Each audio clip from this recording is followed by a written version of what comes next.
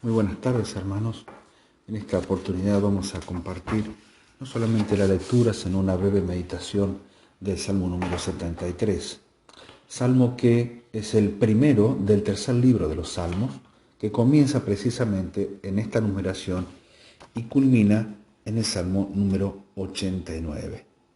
La mayoría de estos salmos, del 73 al 89, fueron escritos por Asaf, aunque también encontramos un salmo escrito por David, que es el 86, y el 84, 85, 87 y 88 por los hijos de Coré, y el 88, 89 llevan como título Gemán y Etán. Este tercer libro corresponde al tercer libro del Pentateuco, es decir, Levítico, que habla acerca de la santidad del Señor. Y como este habla mucho de tal santidad del santuario y de Dios revelándose en su santidad. Este libro lleva por título en nuestras Biblias, Salmo 73, El destino de los malos, Salmo de Asaf. Y comienza con el versículo primero expresando, ciertamente es bueno Dios para con Israel, para con los limpios de corazón. Es interesante que este salmo que estamos compartiendo en esta oportunidad tiene en mente constantemente este principio, lo bueno que es Dios para con Israel y para con los limpios de corazón. Pero también es digno de destacar que Asaf, cuando escribe, lo hace con una sinceridad absoluta y exponiendo lo que para nosotros muchas veces puede ser un gran temor o una gran vergüenza expresar. Evidentemente Asaf estuvo contemplando todo a su alrededor. No solamente el gobierno, no solamente los que gobiernan, sino la sociedad en conjunto. Y él caía en esta conclusión. Los hombres que están lejos de Dios viven mucho mejor que aquellos que pretenden o quieren o anhelan o se animan o se atreven a vivir cerca de Dios. Cuando Job fue tentado, tenía como principio fijo la omnisciencia de Dios. Él dice, por ejemplo, en Job 24:1, no son ocultos los tiempos del Todopoderoso.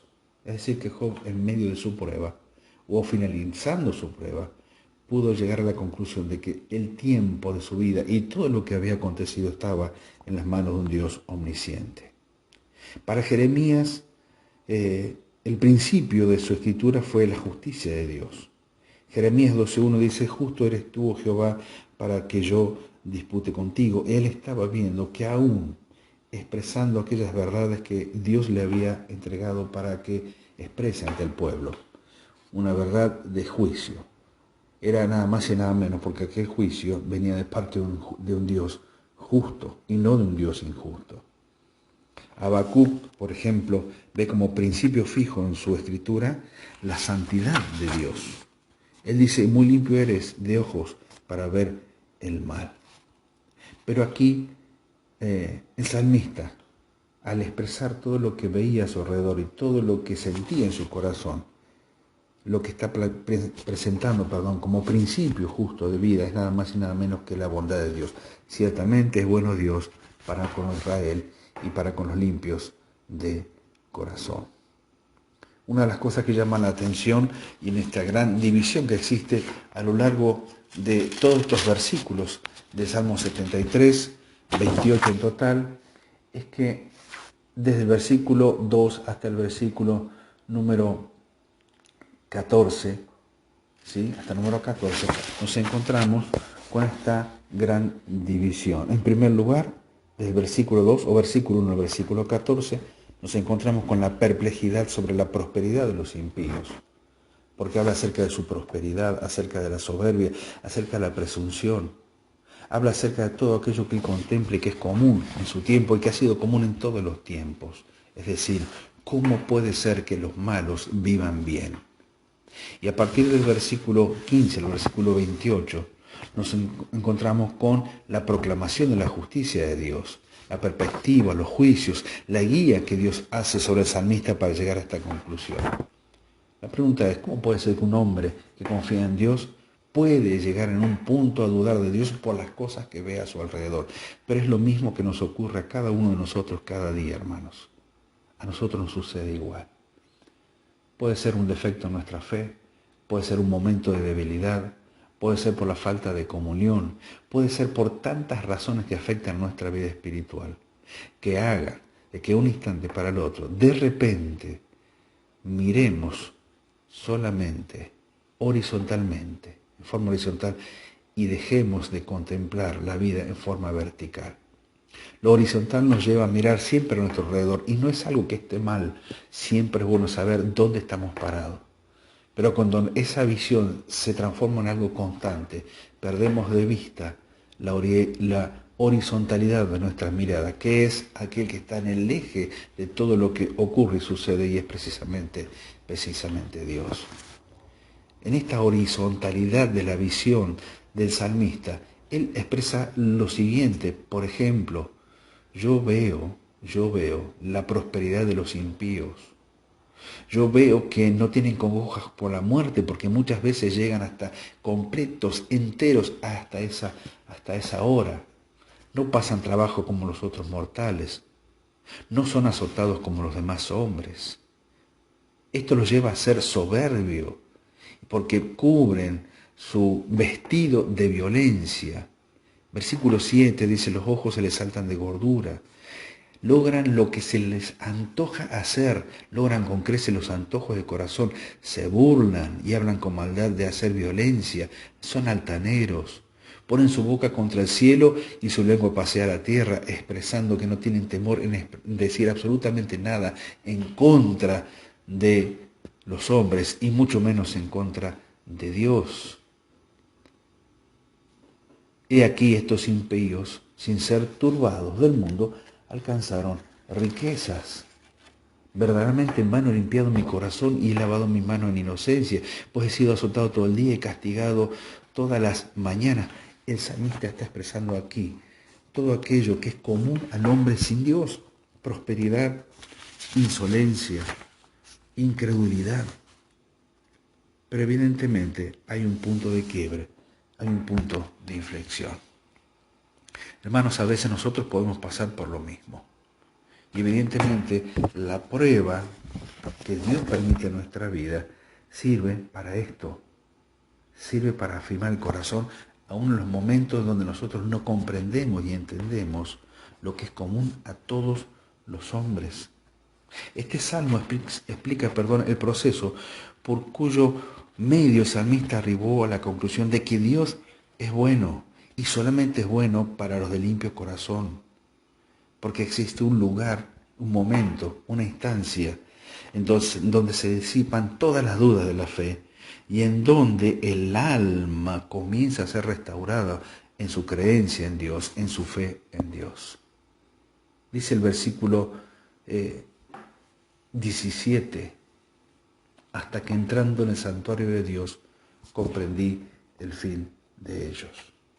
Ese es el punto de quiebre, ese es el punto de inflexión, ese es el momento en donde una persona se da cuenta que si se deja guiar solamente por lo que ve, sin considerar detrás de lo que ve, puede llegar a este punto en donde verdaderamente se olvida del que está en control de todas las cosas.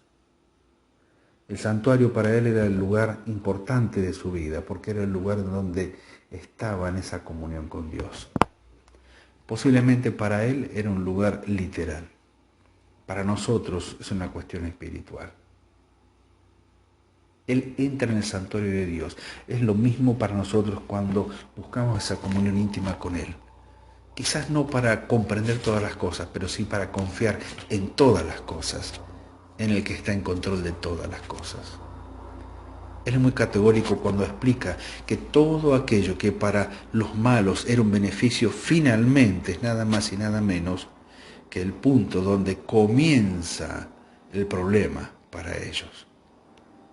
Cuando pensé para saber esto, dice él, fue duro trabajo para mí. Cuando intenté comprender mentalmente o experimentalmente todo esto que veía, fue un duro trabajo para mí, porque las comparaciones lo llevaban a sentirse de esta manera. Hasta que entrando en el santuario de Dios, dice el versículo 17, comprendí el fin de ellos. El santuario es el lugar donde se deshacen las dificultades, son quitadas las cargas y es el lugar donde recobramos la paz. La comunión con Dios para nosotros es exactamente lo mismo que para aquel hombre hace tantos años atrás, hace tantos siglos atrás. La comunión con Dios es el lugar donde se deshacen las dificultades, son quitadas las cargas y donde se recobra la paz. Como alguien expresó, es el consultorio del alma enferma. ¿Cuántos hemos entrado allí totalmente quebrantados, desahuciados y hasta desalentados por lo que vemos a nuestro alrededor y hemos salido enteramente sanados? Habacuc tenía un problema parecido, pero dijo, sobre mi guarda estaré. Él comenzó a velar y a orar, y todo comenzó a verse de un modo diferente. La oración es el remedio y algo ha de suceder cuando vamos al santuario. Nuestros afectos quedarán purificados, nuestros pensamientos serán elevados, y entonces habrá obediencia y habrá confianza. Hoy estamos, después de tantos siglos atrás, pasando quizás por momentos similares, constantemente comparándonos con los demás. Y la verdad es que la comparación con los demás siempre desalienta. Y mucho más cuando alguien, un cristiano, un creyente, un hijo o una hija de Dios, quiere ser fiel. Anhelamos ser fieles y nos esforzamos y velamos por esta salvación que nos ha sido dada. Y aún así y todo, vemos que las cosas se nos ponen muy difíciles y que aquellos que no tienen siquiera en cuenta a Dios, en ningún momento de su vida, todo parece ir en un riel que va constantemente hacia el éxito. ¿Qué dice la palabra de Dios? ¿Qué es lo que vio el salmista? Hasta que entrando en el santuario de Dios comprendí el fin de ellos. Punto de inflexión, punto de quiebre.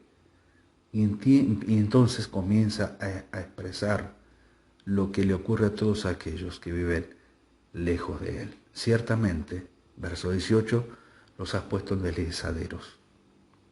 En asolamiento los harás caer. Como han sido asolados de repente, perecieron, se consumieron de terrores.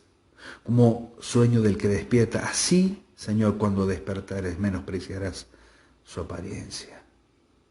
Y él dice, tan torpe era yo, que no entendía, era como una bestia delante de ti.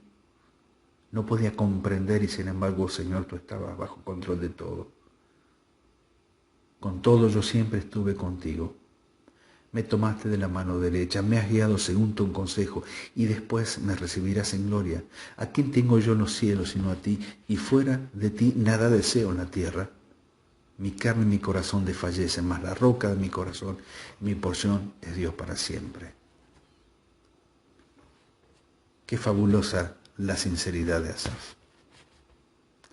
Porque él pudo decir, son palabras que quedaron escritas para toda la eternidad, que aún siendo un hombre dedicado a Dios, un hombre que servía a Dios, un hombre que trabajaba para alabar a Dios en el templo, un hombre que dirigía a otros en la tarea de la alabanza, por un instante de su vida, dice que se atrevió a mirar a su alrededor sin considerar a Dios, y las dudas llenaron su corazón. Quiere el Señor que nos ayude y quiere el Señor ayudarnos todas las veces que pasemos por esa circunstancia y por esa triste y amarga experiencia de compararnos con aquellos que aparentemente les va bien, pero cuyo fin, si no se arrepienten, sabemos cuál es. Lo dijo en forma bien clara y en una manera bien gráfica el salmista. Él dice, ciertamente los has puesto en deslizaderos y en asolamiento los harás caer. Mas la roca de mi corazón dice, y mi porción es Dios para siempre. La comparación ahora es distinta. Ya no mira el bienestar de los impíos, ahora mira la seguridad de los santos. Y es allí donde nuestra mirada se tiene que detener una vez más para poner en orden, si es necesario, el desarrollo, el camino de nuestra propia vida espiritual. Queridos hermanos, que en esta tarde, escuchando, leyendo Salmo 73, volvamos a afirmar nuestro corazón en aquel que ha prometido guiarnos según su consejo, en aquel que dijo que nos recibirá en gloria, en aquel a quien tenemos en los cielos y no tenemos a nadie más que sea poderoso y bueno como Él, y aquel que es el más grande anhelo y deseo de nuestra vida, porque fuera de Él no queremos nada más. Que el Señor bendiga su palabra en esta tarde y que bendiga sus vidas, queridos hermanos.